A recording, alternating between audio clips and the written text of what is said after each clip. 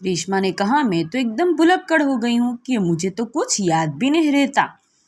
बोलने वाला इंसान भुलक्कड़ यानी।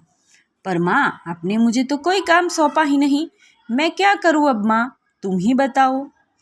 तो चलो अच्छा, पहले तुम नहा धोकर तैयार हो जाओ, फिर बताऊंगी। बहुत सारे काम हैं तुम्हारे लिए, मैं भी आपकी मदद करना चाहती हूँ। माँ ने कहा कि मैं भी तुम्हारी मदद करना चाहती हूँ। रेशमा ने रुआ से स्वर में कहा। रुआ से यानी कि रोने जैसे स्वर यानी कि आवाज में उन्होंने कहा, मदद तो मैं जरूर लूंगी। मैंने तुम्हारे लिए कई काम सोच रखे हैं मैंने तुम्हारे लिए तो कई काम सोचे हैं। नहा धोकर नाश्ता कर लो, फिर तुम्हें बताती हूँ। कहते कहते माँ ने रेशमा को उसकी पहिए वाली गाड़ी, जो ये गाड़ी दिखाई दे रही ना, उसमें ये पहिए लगे हैं, उस पर उसको बैठा दिया।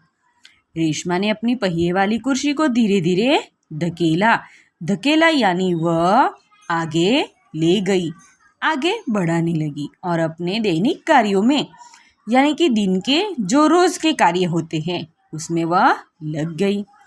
रेशमा जब 5 साल की थी तब उसके दोनों पैर काम नहीं करते थे। काम नहीं करना यानी बेकार हो गए थे। उसे बहुत तेज बुखार हुआ था। क्या हुआ था उसे? बहुत तेज बुखार भी हुआ था और घुटनों से नीचे दोनों पाँव एकदम बेजान हो गए थे। घुटनों के नीचे के दोनों पाँव एकदम, यहाँ जो घुटना होता है उसके नीचे के पाँव वह एकदम बेजान हो गए थे, जैसे निर्जीव हो, जिसमें हरकत न हो, ऐसे पाँव हो गए थे। बहुत इलाज कराया परंतु रेशमा के पाँव में जान नहीं आई, परंतु वह चल न सकी। जान नहीं आई यानी कि चेतना उसमें नहीं आई। उसे पोलियो हो गया था, इसलिए वह अभी चल नहीं पाएगी। रेशमा बहुत हिम्मत वाली लड़की थी, उसमें बहुत हिम्मत थी।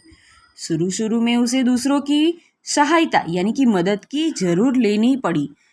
लेनी पड़ी, परंतु अब वह 11 साल की हो गई थी। कितने साल की? तो वह 11 साल की हो गई थी।